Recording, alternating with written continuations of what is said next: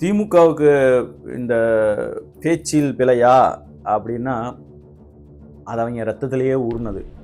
திமுககாரங்க மாறி அந்த டபுள் மீனிங்காக பேசி அது சிங்கிள் மீனிங் தான் ஒத்துக்கிட்டு வெளியில் வர்றது உலகத்தில் எவனாலையும் முடியாது.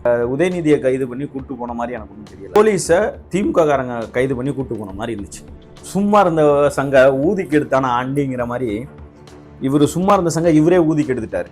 இது 90களில் தமிழனா கன்னடனான்னு சொல்லிட்டு பல பிரச்சனைகள் நடந்து பல பேர் உயிர் போய் பல பேர் அடி வாங்கி இனிமேல் நான் என் வாழ்நாள்லயே பெங்களூர் பக்கமே வரமாட்டேன்னு சபதம் எடுத்தவங்க நிறைய பேர் இருக்காங்க.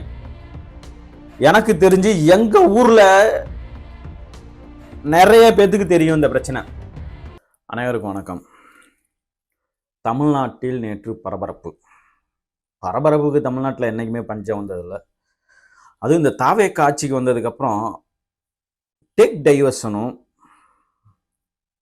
ஆட்சி பண்றாங்களோ இல்லையோ, தமிழ்நாட்டில் டேக் டைவர்ஷன் பயங்கரமா பண்றதுல தாவேக்கா மாதிரி அடிச்சுக்கிறதுக்கு உலகத்திலேயே ஆள் கிடையாது.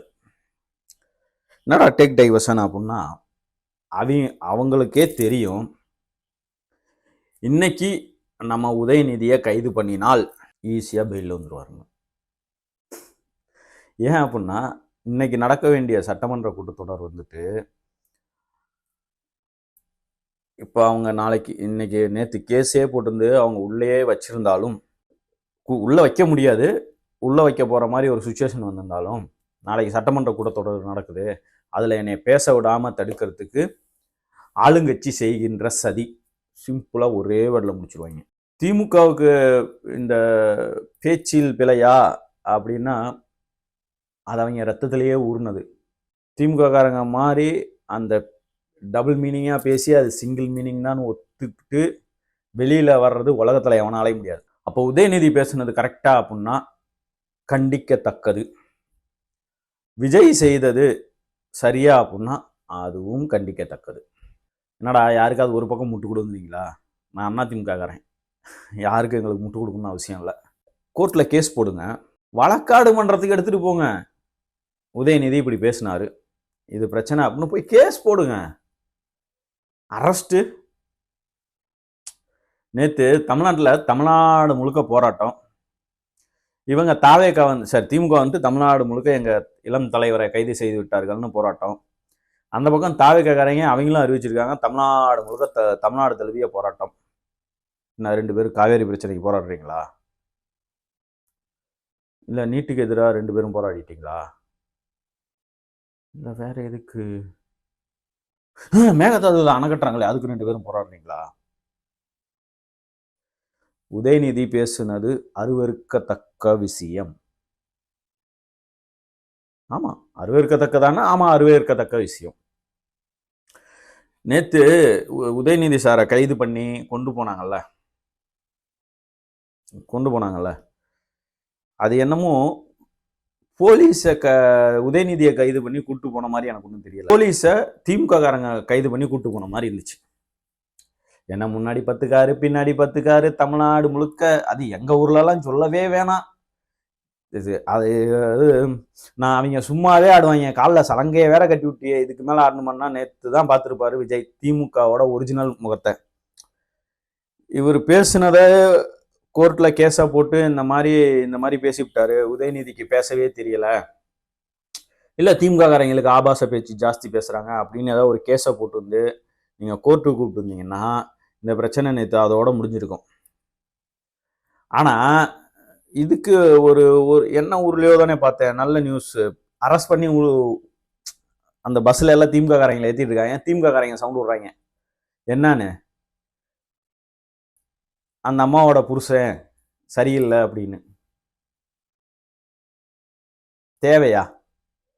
சும்மா இருந்த சங்க ஊதிக்கு எடுத்தான ஆண்டிங்கிற மாதிரி இவர் சும்மா இருந்த சங்க இவரே ஊதிக்கு எடுத்துட்டாரு. எதுக்கு கைது செய்தாங்க அப்படின்னு பார்த்தா டம்மி முதல்வர்னு சொன்னாரு, அதுக்கா? இல்லையே. அப்புறம் ஆட்சியே பண்ண தெரியலன்னு சொன்னாங்களே, அதுக்கா? இல்லையே. ஒரு நடிகையை பத்தின வார்த்தை உதயநிதி வாயிலிருந்து வரல, ரைட்டுங்களா?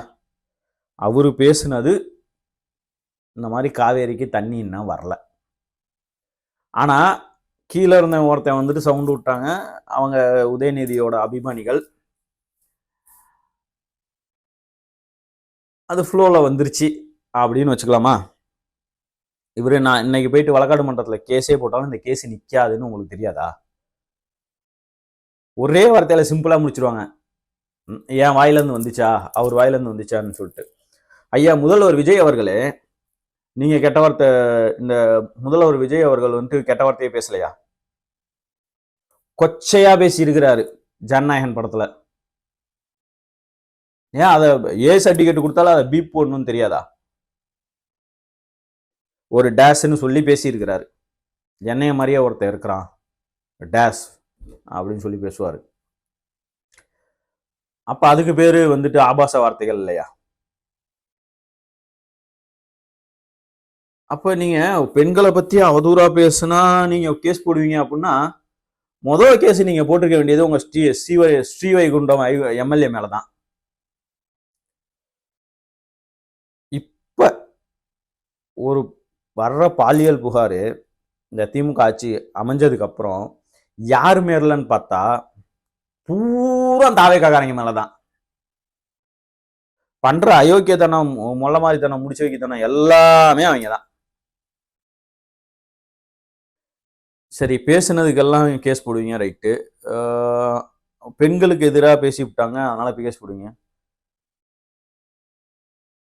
எங்க கட்சியை சார்ந்த ஒரு நிர்வாகி, பெண் நிர்வாகி, அந்த சகோதரி என்ன பண்ணியிருக்காங்கன்னா, ஏற்கனவே போட்டு இருந்த போஸ்டர் ரீட்வீட் தான் பண்ணியிருக்காங்க. அதை எடுத்து போட்டாங்கன்னு நினைக்கிறேன். அவங்க மேல வழக்கு. சட்டமன்றத்துல நான் கேட்கிறேன், சட்டமன்றத்துல எதுக்காக சட்டமன்றம் நடக்குது? தமிழக மக்களுக்கா, இல்ல உங்க 2 பேருக்கு பிரச்சனையை பேசுறதுக்கா? ஒருத்தர் என்னன்னா அப்பாவை காணோம்னு தேடுறாரு, இன்னொருத்தர் என்னன்னா அவங்க ஹஸ்பண்டை காணாமா ஒரு பொண்ணு தேடிட்டு இருக்காங்க, தான் புருஷனை காணான்னு தேடிட்டு இருக்காங்கன்னு சொல்லி பேசுறீங்க. நீங்க 2 பேரும் திமுகவும் தாவேக்காவும் சலிச்சது கிடையாது. ரெண்டும் நேத்து எங்க பொதுச் செயலாளர் கண்டிச்ச மாதிரிதான். அவருக்கு நாவடக்கம் தேவை, உதயநிதிக்கு நாவடக்கம் தேவை. ஆமா, எங்களை என்ன எவ்வளவோ கொச்சையா பேசியிருக்காங்க, நாங்க கைது பண்ணோமா? கம்ப்ளைண்ட்டுங்கிறது கம்ப்ளைண்ட் கொடுத்து எதா இருந்தாலும் சட்ட ரீதியா போராடணும்னா எதா இருந்தாலும் சட்ட ரீதியா போராடணும். இவங்களுக்கு எதுல சட்ட ரீதியா போராடணும், எதுல கேஸ் போடணும், எதுல போயிட்டு நேர்ல போய் பேசணும்னே இவங்களுக்கு தெரியாது. நான் ஒன்று கேட்குறேன், காவேரி பிரச்சனையை மடைமாத்துறதுக்கான நடந்த செயல் இது. திமுக காரங்க எல்லாமே நேற்று ஓஜி திமுக ஓஜி திமுக ஓஜி திமுகன்னு சொல்லிட்டு சகு இன்ஸ்டா பக்கமோ யூடியூப் பக்கமோ நேற்று போக முடியல. நடுவர் மன்றம் தீர்ப்பு கொடுத்துருக்கு, உச்ச நீதிமன்றம் தீர்ப்பு கொடுத்துருக்கு, எங்களுக்கு இவ்வளோ நாளைக்கு இவ்வளோ தண்ணி தரணும்னு சொல்லி. இது தமிழனா கன்னடனான்னு சொல்லிட்டு பல பிரச்சனைகள் நடந்து பல பேர் உயிர் போய் பல பேர் அடி வாங்கி இனிமேல் நான் என் வாழ்நாள்லயே பெங்களூர் பக்கமே வரமாட்டேன்னு சபதம் எடுத்தவங்க நிறைய பேர் இருக்காங்க. எனக்கு தெரிஞ்சு எங்க ஊர்ல நிறைய பேத்துக்கு தெரியும் இந்த பிரச்சனை. 2-3 நாள் சோறு தண்ணி இல்லாம நடந்தெல்லாம் வந்திருக்கிறாங்க கர்நாடகால இந்த காவேரி பிரச்சனைக்காக. இப்படியெல்லாம் போராட்டம் பண்ணி பெற்று வச்சிருக்கோம், தீர்ப்பு வாங்கி வச்சிருக்கிறோம்.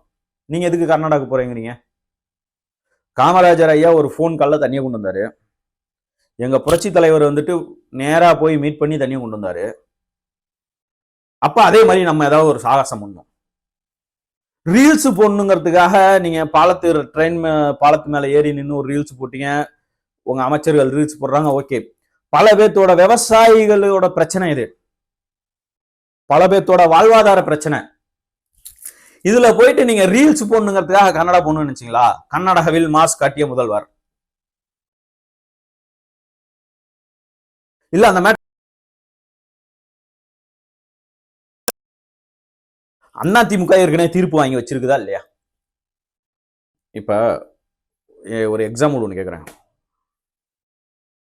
உங்களுக்கும் எனக்கும் பிரச்சனை, ஒரு சாதாரண நபர் 2 பேத்துக்குள்ள ஒரு பிரச்சனை. நான் கோர்ட்டுக்கு போயிட்டு கேஸ் போட்டு இனிமேல் அவர் கூட பிரச்சனை பண்ணக்கூடாதுன்னு சொல்லி நான் கோர்ட்டில் ஸ்டே ஆர்டர் வாங்கி வச்சிருக்கேன், தீர்ப்பு வாங்கி வச்சிருக்கேன். மேகதாட்டில் அணை கட்டக்கூடாதுங்கிறதுக்கான கேஸும் போயிட்டு இருக்கு. அதுக்கு பல பேர் வழக்கு போட்டிருக்காங்க. சரிங்களா? இப்படி தீர்ப்பு வாங்கி வச்சிருந்த வழக்குல போயிட்டு அவங்க தண்ணி தரமாட்டாங்க சார், திரும்பவும் அவங்க கூட பிரச்சனை பண்ணுவேன்னு சொன்னாங்கன்னா நீ போக வேண்டியது கோர்ட்டா இல்லை எதிரிகிட்ட போயிட்டு இல்லை நம்ம கொஞ்சம் பிரச்சனையை பேசி சுமூகமாக முடிவு பண்ணிக்குவோம்பீங்களா? ஆல்ரெடி தீர்ப்பு வாங்கி வச்சிருக்கோம், அவங்க கூட பிரச்சனை பண்ணக்கூடாதுன்னு. ஒரு உதாரணத்துக்கு சொல்றேன். அப்ப நமக்கு தண்ணி இந்தந்த பருவத்துக்கு இவ்வளோ பர்சன்டேஜ் தரணும்னு சொல்லி இத்தனை சதவீதம் தரணும்னு சொல்லி உச்சநீதிமன்றம் தீர்ப்பு வழங்கியிருக்கு, நடுவர் மன்றமும் தீர்ப்பு வழங்கியிருக்கு. அப்ப இந்த இதெல்லாம் எல்லாத்தையுமே இவங்க மடை மாத்துறதுல தாவேக்காரங்க மாதிரி ஒரு உலகத்துல ஆளே பார்க்க முடியாது.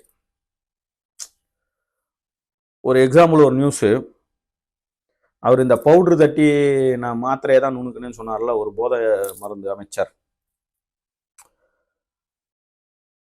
அதை மடைமாத்துறதுக்கு வசரம் செங்கோட்டையனை விட்டு இனிமேல் ஐடி கார்டுகளில் ஜாதி பெயர் இடம்பெறும் அப்படின்னு சொல்லி மடைய மாத்தினீங்க. இப்ப ரீசண்டா தண்ணி வரல சார், நான் விஜய் ரசிகர் உங்களை பார்த்து நான் கேட்குறேன், காவேரிக்காக அவங்க அங்கே ஒட்டுமொத்த கட்சியும், ஆளுங்கட்சி எதிர்கட்சி பழைய கட்சி எல்லாம் ஒட்டுமொத்த கட்சியும் மேகதாட்டில் அணை கட்டுவோம், தமிழ்நாட்டுக்கு தண்ணி தர மாட்டோம்னு சொல்லிட்டு ஒத்த காலில் நிற்கிறான் தீர்மானம் போட்டு.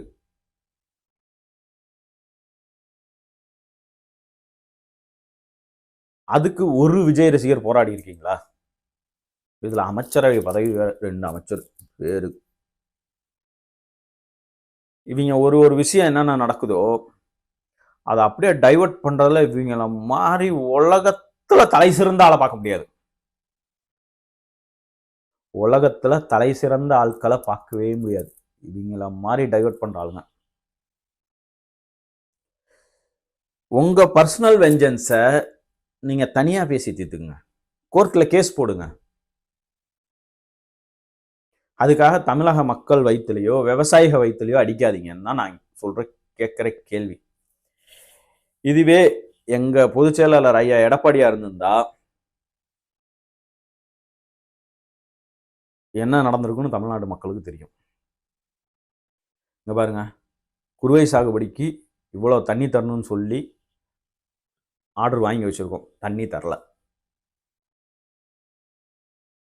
இதே எங்க அம்மாவா இருக்கட்டும், புரட்சி தலைவியா இருக்கட்டும், அவங்களுமே நேரம் கேஸ் போட்டிருந்து கேஸுக்கு நேரம் தீர்ப்பு வழங்கப்பட்டு இருக்கும். இப்ப காவேரியில தண்ணி வருதான், வந்துகிட்டே இருக்கான். காவேரியில தண்ணி வருதுன்னு எங்களுக்கு தெரியாதா? அங்க மழை பெஞ்சு போயிடுச்சு, அவங்களால தேக்கி வைக்க முடியாது. தேக்கி வச்சிருந்தா அவங்க முழுவிடுவாங்க. அதுக்காக திறந்து விட்டுட்டு இருக்காங்க.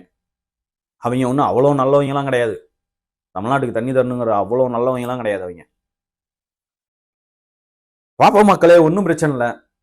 அப்படியே அவங்க அணை கட்டி வச்சுக்கிறதா இருந்தாலும் அணை கட்டலாம் வேணாம், அப்படியே அவங்க தண்ணியை தேக்கி வைக்கிறதா இருந்தாலும் வச்சுக்கிட்டோம். 2 ஊர் முழுவதுனா தன்னால திறந்து விட்டு தான் ஆகணும். அது இயற்கை சும்மா விடாது, வேற யாரும் இல்லை, இயற்கை சும்மா விடாது. இதுக்கெல்லாம் இந்த பிரச்சனைகள்லாம் போராடுவீங்களா அப்படின்னா அதுக்கு கிடையாது. அதிமுக காரங்களை வந்துட்டு எதுக்குமே பேச மாட்டேங்கிறீங்க, நீங்க 2 கட்சிக்கும் யாருக்காவது ஒருத்தவங்களுக்கு முட்டு கொடுக்க வேண்டியதானேங்கிற மாதிரிலாம் பேசிக்கிட்டு இருக்காங்க. இதே காங்கிரஸ் இன்னைக்கு காங்கிரஸ்ல 2 அமைச்சர் பதவி கொடுத்து வச்சிருக்காங்கல்ல. இப்போ ஒரு கரகாட்ட கோஷ்டி, அந்த கரகாட்ட கோஷ்டியை பத்தியே நான் கேட்கிறேன், தமிழ்நாடுக்கு வழங்கிய தீர்ப்பை அரசு நாளேட்டில் அரசு நாளேட்டில் பதிவிடாம இருக்கிறதுக்கு 4 வருஷம் இந்த காங்கிரஸ் தடையா இருந்துச்சு. எங்க அம்மா புரட்சி தலைவி அவர்கள் தான் இந்த மாதிரி தீர்ப்பு வந்திருக்குது, அரசு நாளேட்டில் ஏத்தணும்னு சொல்லி முயற்சி பண்ணி அதுக்கப்புறம் அரசு நாளேட்டில் வெளியிட்டது அனைத்திந்திய அண்ணா திராவிட முன்னேற்ற கழகம் தான். அதுக்கப்புறம் இதே காங்கிரஸ் தான் அந்த ஹைட்ரோ கார்பன் திட்டமா தஞ்சாவூருக்கு கொண்டு வந்தப்ப அதை கையெழுத்து போட்டது முன்னாள் முதல்வர் ஸ்டாலின் அவர்களும் திமுக அரசும் தான். அதை தடுத்து நிறுத்தி பாதுகாக்கப்பட்ட வேளாண் மண்டலமா அறிவிச்சதும் இதே அனைத்து இந்திய அண்ணா திராவிட முன்னேற்ற கழகம் தான். இதெல்லாம் ஹிஸ்டரி தெரிஞ்சா இவங்க எல்லாம் போய் பேசுவாங்க. இன்னைக்கு ஏதோ கொஞ்சம் மாயபின்பத்தில் ஜெயிச்சுட்டு இந்த ரீல்ஸை போட்டு வச்சு மட்டுமே ஆட்சி நடத்திடலாம்னு நினைக்காதீங்க. ஐயா மாண்புமிகு தமிழக முதல்வர் விஜய் அவர்களே, உங்க சொந்த பிரச்சனையை பார்க்கறத விட்டுட்டு இன்னைக்கு பட்ஜெட் தாக்கல் பண்ண போறீங்கன்னு கேள்விப்பட்டேன். அதுலயாவது இனிமேலாவது வர்ற பட்ஜெட் கால சட்டமன்ற கூட்டத்தொடர்லையாவது இந்த பட்ஜெட்லையாவது கொஞ்சம் விவசாயிகளுக்கு சார்ந்த பிரச்சனைகளை, அவங்களுக்கு வாழ்வாதாரத்தை உயர்த்துறதுல ஏதாவது கொஞ்சம் கருணை காமிங்கன்னு தான் நான் கேட்குறேன். அவங்க உரிமை தான். உங்களுக்கு உரிமைக்கும் கருணைக்கும் வித்தியாசம் தெரியாதே. சரி, தப்பா கேட்டனோ மன்னிச்சிருங்க. நன்றி.